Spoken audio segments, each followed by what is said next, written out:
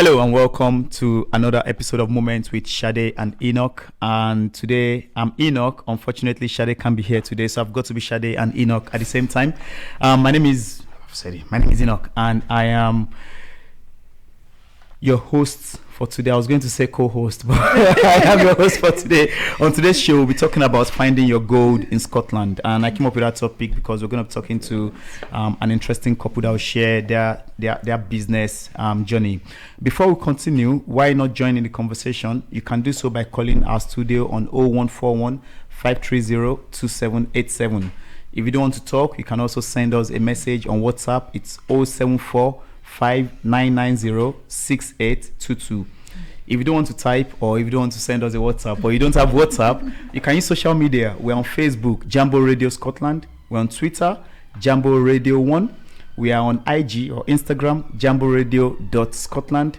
And if you don't want to use any of those, you can send us an email. We are on info@jamboradio.co.uk. So send us your comments.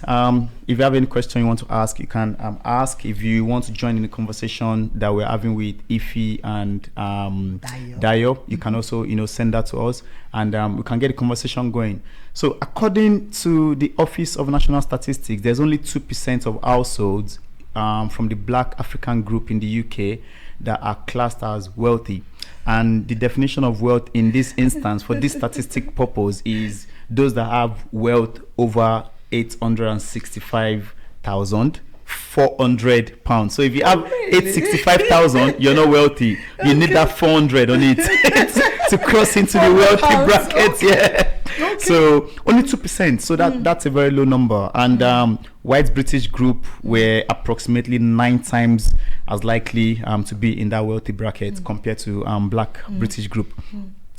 There's a huge challenge for those of us in black community building wealth, but not just that, building generational wealth because of some of the topics or some of the challenges we're going to be sharing today.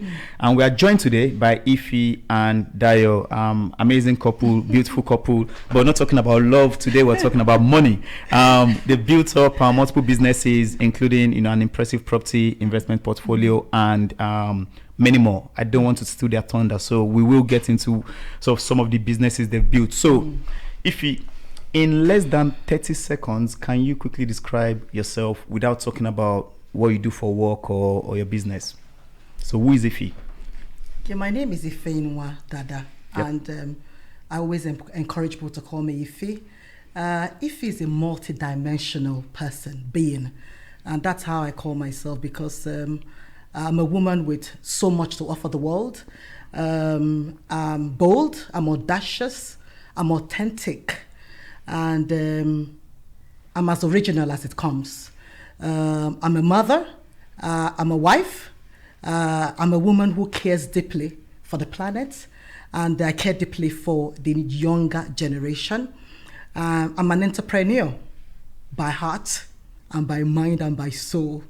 I breathe how to make money and how to generate income and how to sustain that income and pass it on to the next generation. Perfect. You're the perfect guest. And I don't know if you can beat that Dayo. So Dayo, 30 seconds without telling how us what you do. That was top notch.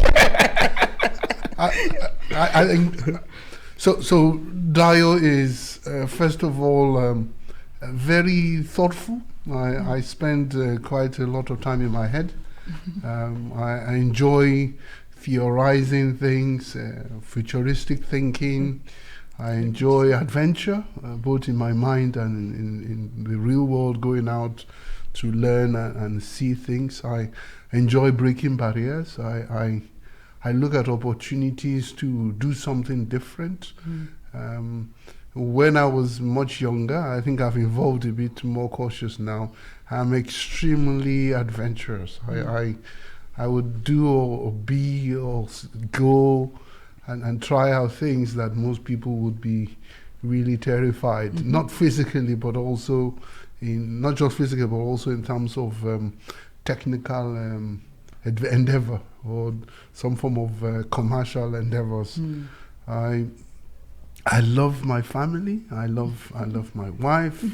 I love my children. I enjoy mentoring. I enjoy engaging young people to just to be curious about what they're thinking about, and hopefully learn a thing or two. You'll be surprised how much I learned just by sitting with younger people, and many things you pick up that you thought, how did I miss this? So this is me. Thank you. Wow, fantastic. And it's interesting. I'm just, looking at the two of you. You look like you're in your 30s. But then I know you're not, because you've got a child that is currently doing a PhD. So I think at some point in the show you need to share your beauty regime with us. How do you stay young and healthy? But then, speaking of children, so you've got children, right? Yes, we do. We've got 3. 3 children. And where are they in life? So our daughter Joy, so she works with University of Chicago, and they think tank.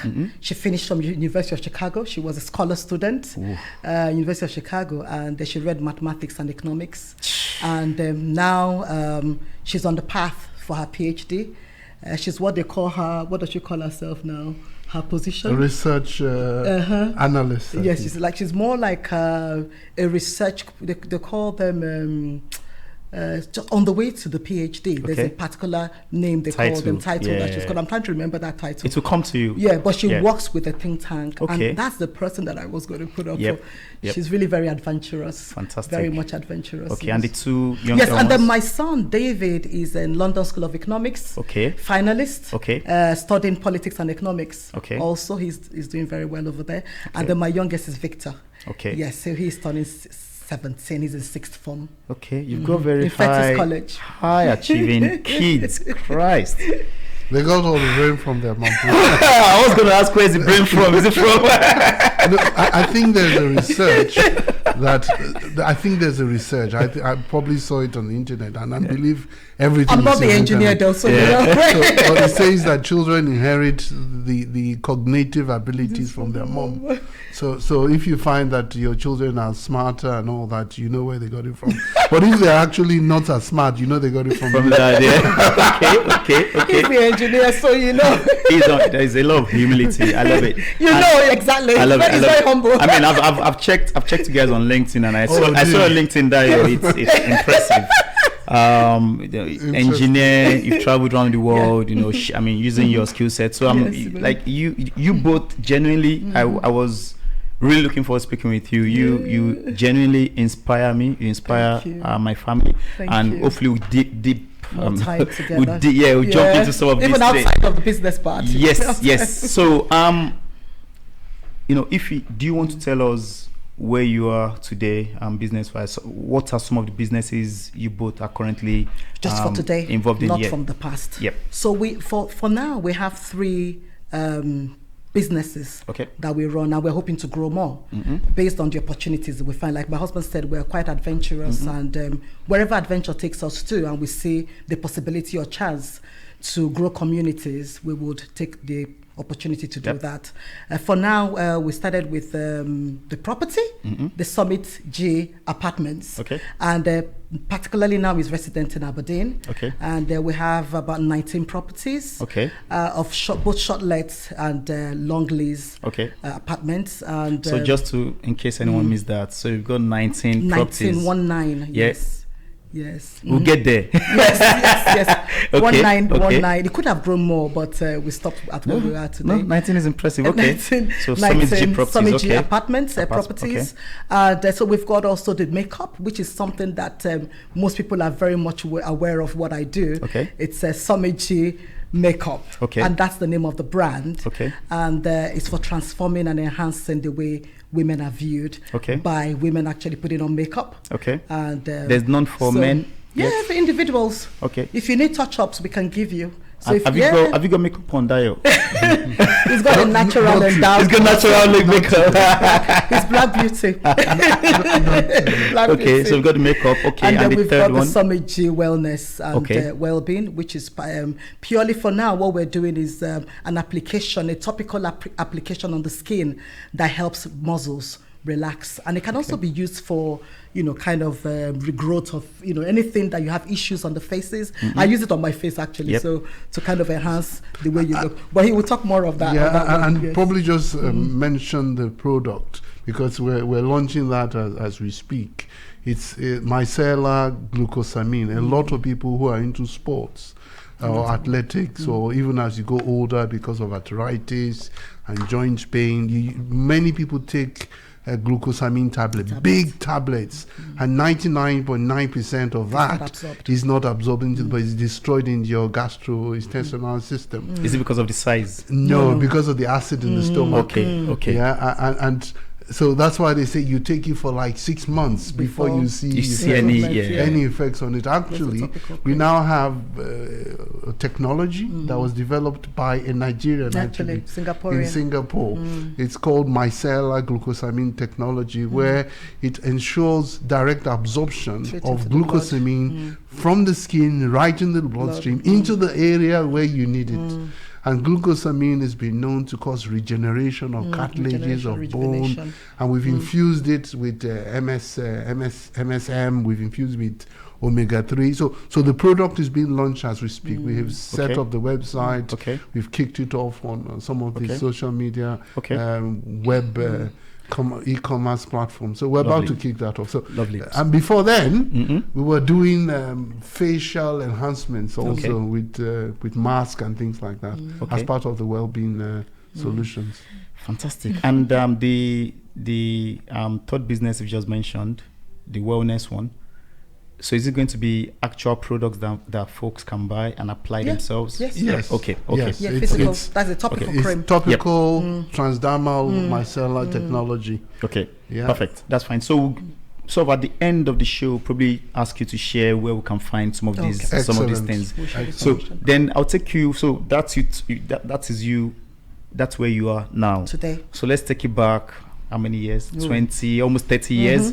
How did it all get started? So, you don't sound Scottish. So, how did it end up in Scotland, and how did you meet, and how did you start your business interest? So you can sort of jump. So when you start, I can fill your gaps. Okay. You want me to start? We can start with the computers and then so my wife and I grew up in Nigeria. We met in the church. In Nigeria. So we grew up in Nigeria. We met in the church around 26 years in life. I think we got married around that time, and it's always been an adventure in terms of trying things out. So right from Nigeria, I was already into business. My wife was also selling things. So I used to travel to the UK then and bring in clothing. As an engineer. Bring in a few things. Then I stumbled on what they call CAD technology. So most people may know value card in Nigeria. Then when people back then, actually before that, I was also importing card printing equipment to Nigeria at that time from various manufacturers like Evolis, and I think there's another name, Zebra Technology. I had their distributorship. I was shipping them in. We were the only ones then. Yes, we were the only ones. The only other distributor then was in South Africa. So we're bringing those equipment in. We're printing them for what they call loyalty cards. So we had a loyalty scheme working along, and then again this adventure thing where I thought I could do more. I used to work for an oil company in Nigeria then, so my wife and I had a quick chat. I thought, spent some time abroad with the company, came back about within a year, and I just started applying worldwide, and it may be strange to people. 26 or so years ago, I was sent an email by a number of companies to come for an interview in the UK as an engineer. So I flew to the UK, all flight paid for by them. And good old days. 20 something years. Internet just started actually, and I was offered a job by two of them. I chose one. I chose Shell. Started my career in Shell. So it's good to dig into some of these. That sounded like a fly, off the wall moment. But what made you even think to do that? To say, at what point did you think? you know what? I can send my CV to these companies. So have you seen someone do it? Or No, that's what we're talking about, him being quite. So I read chemical engineering from University of Lagos. We had one of our courses called entrepreneurship. I loved it. We had a professor. We spent one of our one term talking about entrepreneurship, and there the man was just encouraging us, go and try something. Don't sit back and wait for a job. You know, I thought, I'll just work for 5 years. I start a business. I've been working for 25 years now. 27 years now. 29. 29. Okay. My wife has the right, and you know, and that was really the thing. I got stimulated right from university. My mom also does business. My wife also does business. So generally, I'm around people who believe that entrepreneurship can make a difference. Yeah. So that's how it started for me. And maybe my wife can add. Oh yes. So before we actually met, I led my background actually is in biology and education. Okay. So I have always known from the outset that I wasn't going to work for anybody. Okay. I don't know how that came to me, but I kind of knew. So I had a plan that once I left university, I was going to start the extra moral classes for young people. So I've always had young people in my mind. So my parents had this outbuilding, an extension I could use, so I didn't have to pay to anybody. So I didn't have to have any form of capital to start this business. So I needed, not to have, to go to the bank to ask for money. So I knew that structure was going to be given to me. So I told my dad my plan. I said, why not carry on with your plan? So I started with that, with the children in my community, and spoke to the parents and just asked them, how is your child doing academically? And I had to sell my plan to them. I could help your child bridge the gap. Whatever the teachers couldn't do, I could do, and I could help them. And they released the children to me. So I had about 10 to about 15 children I started with, and they paid me to get their children up to tax and up to bits, and align them back to their subjects. Okay. But after 1 year or thereabout, I realized that the parents were not, because these are community parents, and they began to say, okay, sometimes they wouldn't pay me. They were not paying. And then I thought, I couldn't do this thing longer than I was. So then I got a job, paying job as a teacher in a private primary school. Then I got married. So after we got married, my entrepreneurship, heart, I put it back on, and I said to him, what do you think? He said, yes, you can. So I resigned from my teaching position. Then started going to London, and it was sustainable clothes. So what I did was, most of the clothes that were what you call factory rejects, so nothing was wrong with it, but maybe there's a tag, a problem here, a nip here. So they sold it to a place where I went, and I bought them en masse, brought them to Nigeria, went to Liverpool Street, and took them to professional bankers. Yeah. So my boot was my shop, and then people were buying from me, and that was how I began to actually make a lot of money as as an alternative to having a paid job, and then we relocated to the UK. Wow. So when we did, the business continued. So I was actually the second black person who owned. So everywhere I go, what I would do is I would kind of pull out one of the talents I have within me. It's not something I have got to search around. So we have all these things within us. So I'll just sit down. What next can I do? What am I capable of doing? What abilities do I have? What are the passion that is resident in me? And how can I turn that to value? And of course, I'm a very good cook. So I looked around me in Aberdeen. Nobody was doing it. So, but we had Kemi, we had a lady who was actually doing very well. But at that time, I think she was getting a little bit burnt out. So I saw the opportunity and I started my catering services. But I then went a notch higher. We had chefing dishes, people with uniforms. So I made sure I did something that was more professionally professionally acceptable, and people laughed, people smiled at it. I got a nod from the African community. Then we also had the carry-out services. And in those days, I'm talking about 23 years old, we didn't have carry-out takeaway. It was only the Chinese that did that. But our business was actually on Yellow Pages. So the local community bought food from me. And my husband, after work, would deliver. Then my kids were really little, so that was part of the business. So we started, doing that one, and property. So you just have, started. So it sounds like you just have just natural hustle, just always. And with this hustle, with some of the stories you've shared, it would be good to understand, was it based on, so let's use the food one for example, Was it the case that you were in Aberdeen and you thought, I have a skill for cooking, there's a need for food? Or was it just the case of, I have a skill for cooking, I'm going to cook? So do you find a need for something and then you feel the need? You actually have to let people realize that they need something. Okay, Sometimes you create a need. You create a need. Okay. So the idea is there was somebody doing it, but I already knew she was occupied with a lot of things. And so the need was already there. But I needed to show them how it could be done better. So I brought in that aspect of, we could do something elaborate, we could make it more professional without actually paying more for it. So there was more services included. Okay. So when people saw that, they were very happy. So was that a restaurant? No. It was like parties. So event planning. So they called me to cater for parties. Right. When we had African community, there were few. We were not such a big community though in Africa. But whatever they did, they knew there was somebody who would take them at that level. At that level, that was quite pleasing, and then they were going to be proud of it. And the parties, weddings, and then also within the shell community, expat community. So they knew that I was the one to call on. And I think but I think most Nigerians that were Aberdeen was where most Nigerians went to at the beginning, back in the days. I mean, now there's a lot of people in Glasgow and Edinburgh, but then it was oil. So naturally, those people you're talking about had cash on them, like they were well-to-do. So I guess they were looking for a certain standard, and you found that need where we can meet that standard. But I also broke into the local community. So that was one thing that others may not have done. So going local, going public to the Yellow Page. Remember, Yellow Pages was our access that was into our the community Google, in those days. So there was no Google, so it was Yellow Pages. So we advertised there, and people found me, and they wanted to try out African food. So I got a lot of bookings from local people who wanted, and then I adapted my food to such, because you needed to kind of put it in such a fashion that they would find interesting. So it wasn't really local.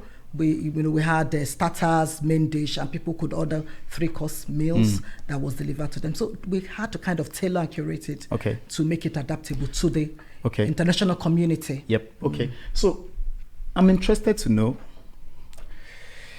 I always like to know what's the why for people. So whenever someone tells me something, what's the driving factor? So for you, for the two of you, you're very entrepreneurial. You dip your hands and feet into so many things, and it sounds like there's been a lot of successes from these things you've tried and done. What's the driving factor? Why are you doing this? And I'll give an example of the kind of answer I'm sort of expecting. The why could be, I want to retire by 50, or the why could be, I want it such that by the time I'm leaving the world, I'm leaving my kids with 1 million each, something like that. So what's your why? What's your driving factor? I think mine is actually far from that. I live, breathe. That's just a passion. So when I talk about that's what keeps you alive. Growing communities, sometimes it's not so much of how much. My children are quite intelligent, and I'm hoping that they will be able to do something for themselves, though we have investments. But it's all about how can I drive a change, and how can I use my talent to make the environment or community. How can I use the talent that I have to benefit others? So that's what my own driving force is. Who else will do it if I don't? So why do I have to wait for somebody else if it's already within me to share with the world?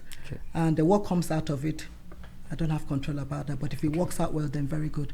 But I'm happy either way. And so I'm not sure when I picked this up. I think it summarizes it with your problems and passions give you a clue to your purpose. I think it was Pastor Ashimolowo a long time ago that said something like that. Or Tunde Bakari. One of them. Problems and passion gives you a clue to your purpose. So it really is about me trying to find a way to get out of a need. I didn't start out. I have an extended family doing relatively well, but for us, we were really not having a lot, when my family was growing up. So I was always thinking, how do you solve this problem? How do you create wealth? How do you add value to people that are willing to pay a bit more for it? So and then I thought, very similar to what you said, I thought by 50 I should be done. That was my husband. And that being done wasn't about giving wealth to children or no, but having sustainable income in Last such a way that I'm able to now be a blessing to people around. So I got involved quite early, even in my university days, in mentoring. They had a program with UBA. They had a program with some of the banks. Was it junior something? Forgotten the name. Yeah, in Nigeria then, where they were we were going to primary school, secondary school, motivating them that you can do something different. You didn't come to my school. We don't know the name of the school. If we knew, maybe. So I volunteered for things like that, where you know that just saying the right thing to a young person, and there was one of the courses then also on entrepreneur, telling them, hey, 9 to 5 may not be it for all of us. Why don't you try? And this is how you count money. This is how you put profit. This is how you save. And this is what it can do for you. So that is where I think mine came from. It's about some of the problems I saw when I was growing up. And then knowing that one person made a difference for me, I could also make a difference for others. And the story I remember the most is also about the crab in the bucket. Yeah. So I tell myself, it's only if you're out of the bucket you can help others. Yeah, that get yourself out of that bucket. Yeah, I know when you're trying to get out of the bucket, you potentially could even make enemies because people think, why are you leaving us behind? But actually, until you're out of that bucket, you are not able to help anyone. So I thought, okay, what is the fastest way out of the bucket? And that's what I kept looking for, opportunities. Yeah. And you asked the first question about what could make me apply 27 years ago, Nigeria, looking for jobs. I'm doing well in Nigeria, actually. I had a really good job with an oil company. Why would I want? I just thought I could do better. I just thought, no. I saw there was some form of preferential access being given, and I needed experience. I already had some, but I thought I could do better. So I just saw the internet. The internet was so fresh. People would be shocked what we were doing 20-something odd years ago. There was email to fax. To fax, yes. I was using it in one box or something. There was voicemail to email, because then you couldn't make cheap calls. So people I had a US number. I had a UK number, I had an Australian number where I put on my resume.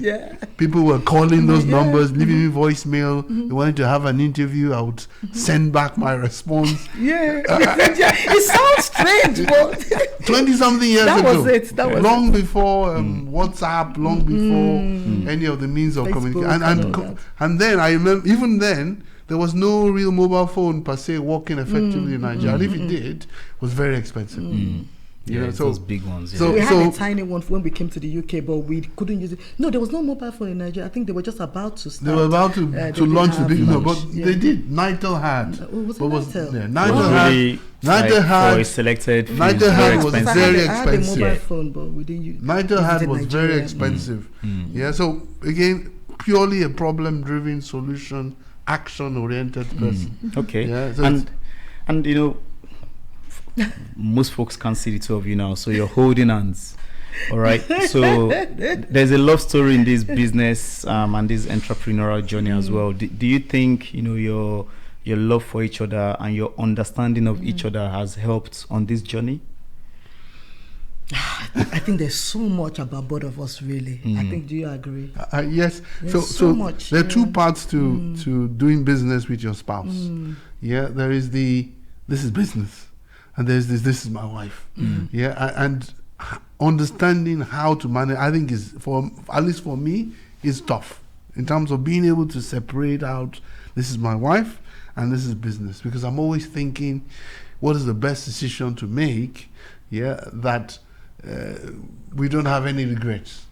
Yeah, and then I'm also thinking, hey, what does really my wife want to do? What is our own way forward? Because she's very logical. My wife, structured, logical, methodology, really clear. I'm the emotional one. It's the other way around. I'm the one thinking, no, we've put our hands in this. We have to see it through. We have to. I said, no, this is not working. This is working. Let's pursue that. Let's keep it going. Let's get to the end of it. So that has been quite an interesting one for me in terms of bringing us as husband and wife closer together. I think it has, because you would definitely hit a number of touching points that maybe would have taken you 5-10 years to get to. Yeah, but we do have to get it quickly because we want to solve it and move on. And making clear decisions about this marriage is for life helps. Yeah, if people are having what's it called? Alternative options. What does that mean? Maybe have something so if you already have, if this does not work, this is what I will do. I think going into business will make it worse. Yes. Yeah, So that's why. But if you've already made up your mind, this is it for life. Yeah. So when those big events happen, either in terms of bills to pay or in terms of wrong decision, that don't seem to or in work, terms of losses, you're able to say, okay, this is just we don't business. blame each other. So I think, like, for my, what I believe is, like my husband said, it's the decision you make prior to anything that you eventually do, because these are layers upon layers. They don't define us. So I always remind him, you know, at the end of the day, after amassing all the wealth, or not even amassing it, what is most important is you and I. So we make that very clear. I actually make that very clear. So being on the journey, I think we're just having an adventure. Everything else we do is an adventure. To me, the money, not the money, it's just an adventure. The real core is who we are, which we remind each other. So reminding him of who we stay authentic. And we stay true to who we are. I still remind him, oh, you did this 10, 20 years ago. So we have to keep reminding ourselves of who we are, so that we don't lose each other. Because when you say business, what business would actually do, or wealth, is separate.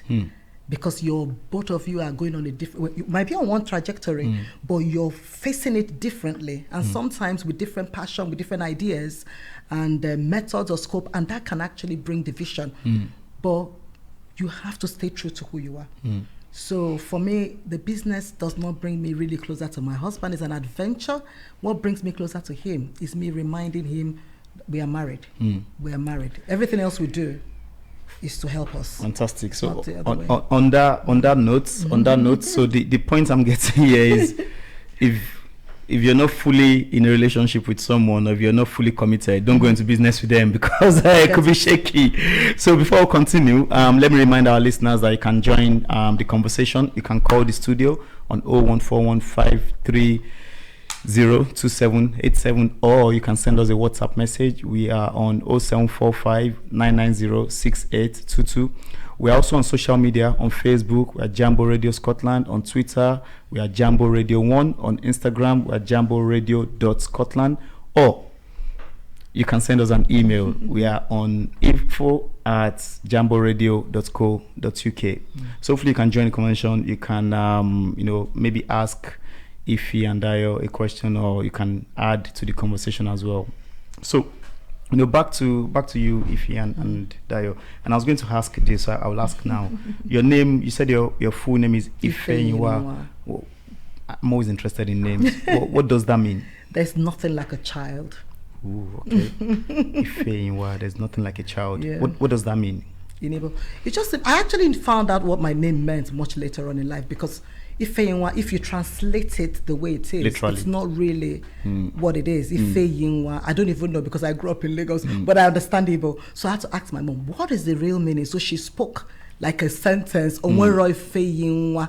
There is nothing that looks like a child, or there is nothing as valuable. And mind you, I'm a twin. I'm an identical twin. Okay. So yes. So my twin sister is a former, so which is a good thing. So it's not like. And where is she? She also in Aberdeen? She's in Aberdeen. Wow. She's in Aberdeen. Okay. So if I was to see her today, I could mix. Very much alike. Very much alike. We're identical. Wow. So who went to Aberdeen first? We did. Yeah, we did. And she came on the tail. Wow. Okay, so speaking of generational wealth, how much of all these activities you're involved in, how much of it are you exposing your kids to? So there are two parts to that. One is children see through anything we are doing. I'll give you a good example for me. So what I've now found out from my children is my real pain about the situation in Nigeria is what they picked up. Yeah, it wasn't the business. So although they were born and raised here, but they pick up his passion for politics. It wasn't that. They picked up on how can we solve this issue about Nigeria in terms of how do we grow the businesses, how do we change leadership, pull people out of poverty. Those are the things they daughter, picked up. that's what she's so my doing. daughter is researching now. Her PhD is about how economics do you, and economics. development economics is working on how do you develop countries. How do you inequality? How do you use tools, even glasses? The fact that some children have access to glasses, it can make a difference in the outcome, educational outcome or economic outcome. So those type of things is what she's spending her energy on, and she's really passionate about that. I found out a few months ago that my son in LSE wants to go to politics in Nigeria. Impressive. Born and raised abroad, wants to go back. An independent school, so he has no. So wants to go back to Nigeria to join local government or Senate or elections, huh? So really passionate, telling me how do we go about this. I've told him, well, that place is a bit of but not stopping him. I'm thinking, firstly, you need to have what people want. I think that's what I picked up. And hopefully we'll get him to a place where he's able to go and try out. So that's what I picked up. So in terms of generational, they're involved. We got them involved in the property business. They know how we buy and renovate. I show them numbers. This is the number. This one is good. This one is not good. When they were much younger, we're all going to the properties to do the cleaning, to do the moving furniture, asking them, is this the right place to put the pictures? I mean, when you're staging the property for sale, you know, they get involved. We're doing that. They're pretty young in Aberdeen.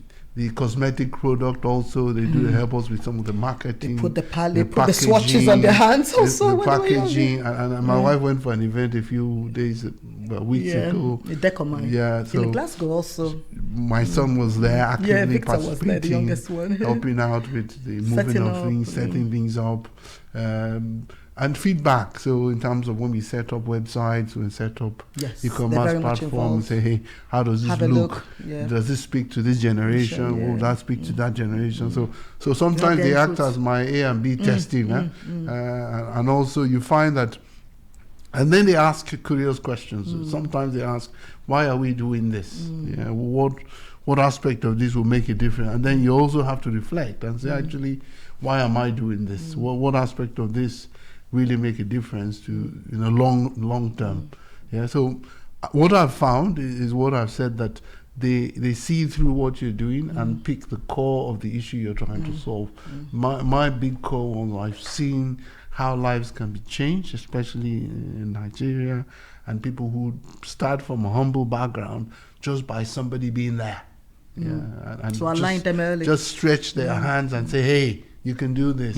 And also because of the many countries we've lived in. And so and our businesses took us abroad. I mentioned a few. So Malaysia, Gabon, the US, Abu Dhabi, Australia, Brunei, Vietnam, Bangkok. I can count all the countries. So, and one of the things we've been able to do is every time we travel or live in those countries, we go around. I mean, we're buying lacquerware from Vietnam. Produced, manufactured for my own brand. Our brand, so it wasn't we're picked going up in all the the way market. to Working Philippines. with the local people.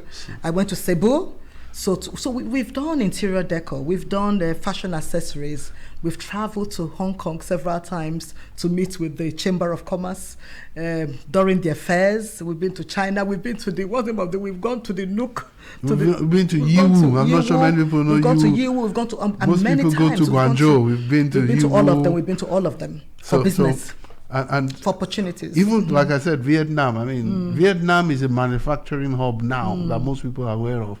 But we were in Vietnam more than 15 years ago. Philippines also. Going there and looking at the lacquerwares, even the shoes, fiberglass, the shoes, the leather shoes they were making long before Bangladesh started making clothes. Also, Bangkok. So you find Thailand. Even just that education, that you see how people are getting themselves out of poverty. You then say, actually, we can apply this anywhere in the world. A good example is Philippines. People may not be aware. Philippines, in many of those islands, even shells. They turn everything that we have in Nigeria. Shells, banana leaves. Banana leaves to clothes. is clothes. Yeah, shells from food after eating. They turn into earrings. They turn everything. Into pendants. And the quality, the finished product, you can't even believe it. So there's a lot of things that people have had to do because they didn't have a choice that many of us can also leverage on and say, actually, of course I do have a choice, but I can do something with it.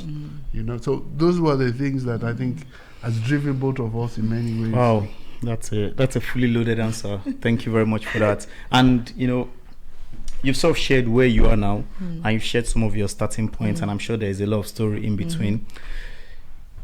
What are some of the lessons you've learned along the way? So let's start with the big one for me. Yeah. So the big one for me is start where you are. Yeah. Okay. Many times I hesitate to start. Yeah, because I can see so many. I mean, it's almost like setting up the studio. I can only commend the people who yourselves and the leadership of the studio setting it up. I can tell you that I shout out to George Tar. Absolutely. I know what it takes in terms of the detail, the licensing, the design, the lease agreement, the compliance so much issues. Behind the scenes, so those are the lessons. The cables you see, they just don't happen. Yeah, somebody has to design the wiring network, the soundproofing. I mean, it looks nice, simple room. No, it's way beyond that. So because of that, many of us will not start. Say, until it's perfect, I'm not starting. So what I've learned is start where you are. Just start. That's start my where mantra. You are. Yep. You'll learn. You'll learn a lot.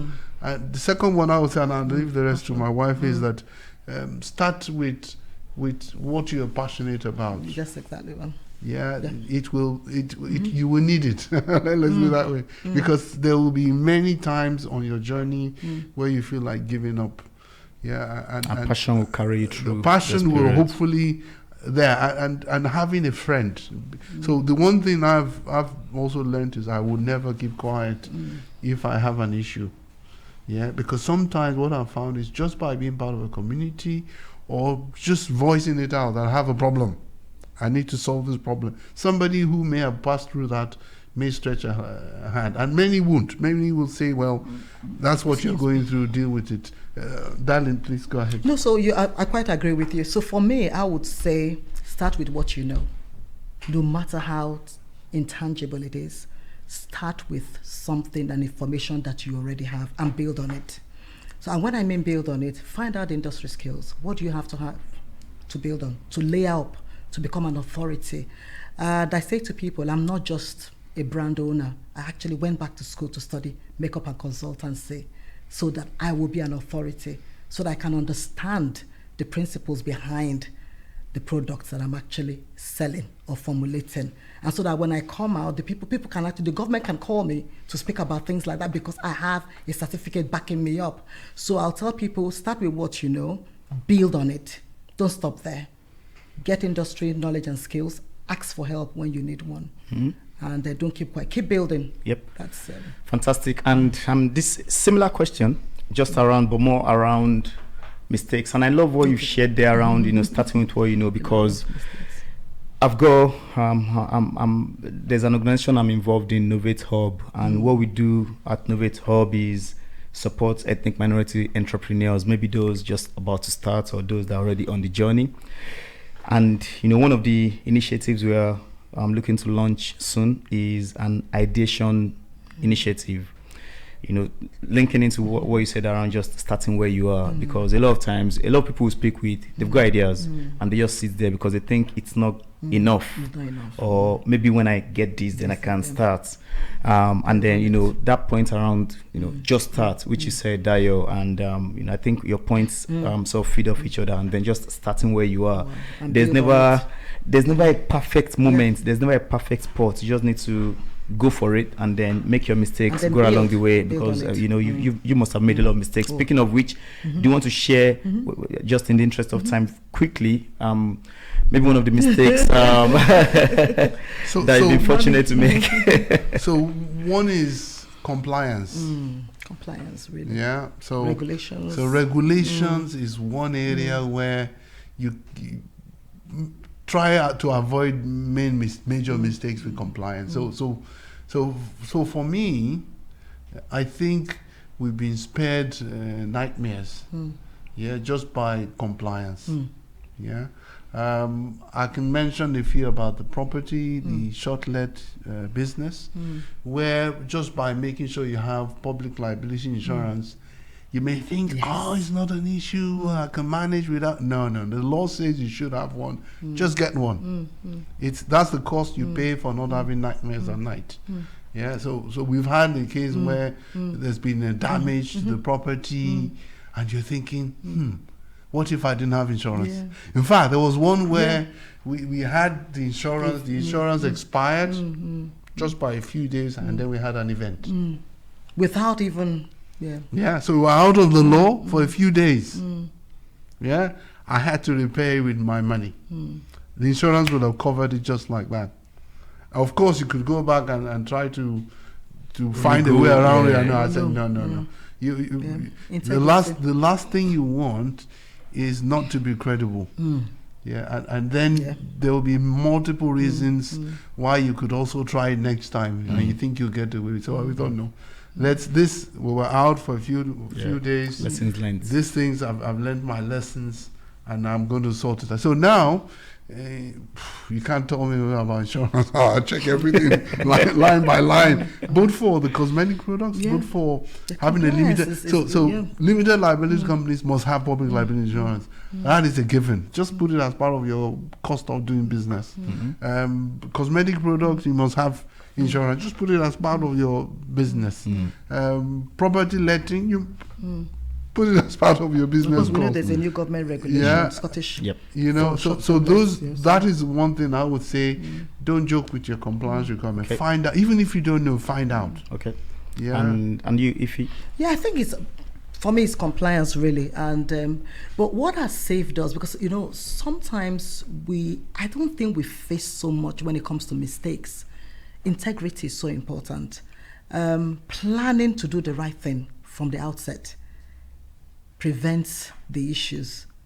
So you don't have to face most of the issues that other people might face because you actually did the right thing. And I think that's what has helped us. Sometimes there's this feeling of, let's leave it. And then one of us might be the one, no, we have to. And then we save ourselves. So we've helped ourselves with, being people of integrity, even when it comes with the cosmetics and refunds or whatever we have to do. But also expending so much money into what we start, because we've got, sometimes you're not depending on a bank and you have what it takes to put, you might be, so tempted to, put in a, so I think I've had that issue when we were abroad, because there was so much funds available and I was dipping my hands into so many businesses. You try the fashion accessories, and so much money was in excess was, put into these businesses, and to pull them, I remember we're expats. So there wasn't enough grounds for me to cover before we moved to another country. So oftentimes the products went on sale, on massive sale. So people just wait. Okay, we know if he's going to go. And so we're selling the 50% in it. So people were just buying off most of the items. And it really helped me, because oftentimes I could not build, the kind of, industry I wanted to build, or the company I wanted to build, because every point in time we had to move. So those were the lessons and mistakes. And that was when I came back, 6 years ago, back to the UK.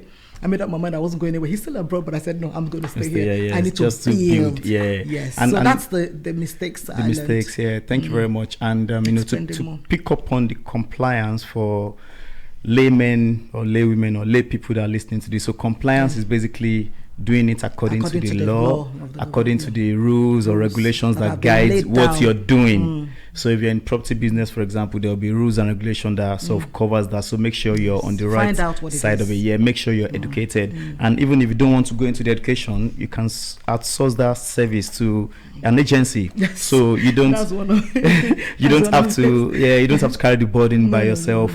And then get an expert to do it for you. Get an expert to do it. So I was going to ask what advice you have for someone that wants to start something, but you've answered it in a way which is just start and start from where you are. I think is the main thing for those, especially we've got a very big influx of black folks into the country, and they are thinking, you know, I have a lot going on where I came from, but here I'm only limited to this. So, or maybe they think there's a lot of barriers to starting stuff. So again, would you say, and maybe this did not apply to you, would you say having a community helps as well? Community of people that are like-minded, not just a community, people that are also going in the same direction of you, that can say, oh, is that what you want to do? I can help you set up a business. Let's do a 10 minutes call. We can register a business on Companies House. Those little things. Do you think that helps? We did that a lot for. So what happened was, when we started the property business many years ago, so we had a community of Nigerians, but they were not people of this level. They were also professionals. And we actually did introduce it to them. Some of them never saw the need to invest in property. So it was my husband that, you know, began to pull them together, bring so amount of money. Let me show you how this can be done. And I tell you, all of them are still in property business. So we actually introduced it to the Aberdeen community. So I think my wife touched on the other side, which is people who are in the business trying to bring others in. Yes. I think we don't have enough of that in our community. I think we don't have a lot of people in the business. In the business, even those in trying to bring others in. Okay, that's where I'm going. Yes. Yeah. So you don't see that. You don't see active people who are actively looking to share knowledge, and opportunities with others. I'll give you one good example. At some point in time, when we found out how mortgages were being given and the opportunities for people with 10% or 5% deposit, people could buy a house then in Aberdeen. So what we did was, we just got a financial advisor in. We had Saturday lessons for people. So we brought people free of charge. We brought the financial advisor. I brought my lawyer. I said, okay, let's show you guys how with your humble salary you can buy a 1-bedroom flat, and this is how you do it. So the lawyer was there, the mortgage advisor was there. I'm talking about, we didn't get paid for it. 2005, 2006, 2003, 2004. So people were getting those information for free to go out and do it themselves. And then those who had more money, I said, okay, fine, you don't need to do anything. Let me show you how to double that your £10,000 in 2 months. So we'll buy a house. We're doing quick flipping. You know about flipping. Absolutely. You buy, you renovate, boom, you sell. So that was working pretty well then. You know, you just buy, get some people together, they put the money in, boom, done. And then we share them. So I tell them, because I have my own stuff going on, I will do 50-50. You don't do anything, just bring the money. So we were just you don't do any, you don't even need to see the flat. Don't worry about that. I will sort it out. When the result is out, we do 50-50. Fantastic. I also still put my money in the mortgage. So it wasn't that their mortgage, the money they gave was enough for the mortgage or enough for the renovation. So everybody was coming in. So people were just putting things in. So my real message is, from the helping side, people who are already in the business need to stretch their hands to the community, and not be afraid, because many times we're afraid. And have we been burnt? Yes, we have. People will stab you in the back, and there will always be people who will stab you in the back. Okay, we'll move on from that topic, and it's a relevant one, and something that is live in our community, which you know, everybody's trying to be careful, or maybe sometimes overtly careful, but it's good overly careful. Overtly, and thanks for people, thanks to people like you that look beyond that and say, you know what, we'll do it anyway. We'll get burned. Some people will, you know, will backstab whatever you want to use, but we know overall we're doing the right thing. And as you said, as you said, you know, these people are still having, they still have properties and whatnot because of what you did. So well done to you. So we'll fire through the next 2 minutes. We've got less than 2 minutes. So there's something we do on the show, which is we get current guests to share an advice for the next guest. The last guest, the advice they gave was very simple: communication, which I think you've already nailed. So what advice do you have for our next guest? It has to be really quick and short. About what? What part? Anything. Authentic. Yeah, I really do believe that authenticity is something that is missing. Okay. And if we're authentic, I think the world will be a better place. Fantastic. We'll share that with our next guest. And so where can we find you? We can find Ife Dada on LinkedIn. We can find Dayo Dada on LinkedIn. Your website, hello at Summit. Okay, well, my email address is hello@summit-gate.com and the www.summit-gate.com. Perfect. That's where we can find the Summit businesses. G Apartments also. What's the website for the That's Summit G? Summit G Apartments. Yes, okay. Everything is Summit G Apartments. Fantastic. Time is never enough for an amazing conversation. And just like that, 1 minute is gone. Thank you very much, Ife. Thank you very much, Dayo, for joining me. I can't believe it's been 1 hour. I've enjoyed this, and hopefully, hopefully those listening have also enjoyed, and hopefully they've been encouraged and they've been inspired. Until next time, it's been me, Enoch, on the Moment with Sade and Enoch show. Thank you. Thank you, Thank you Enoch. for having us. Thank you for having us.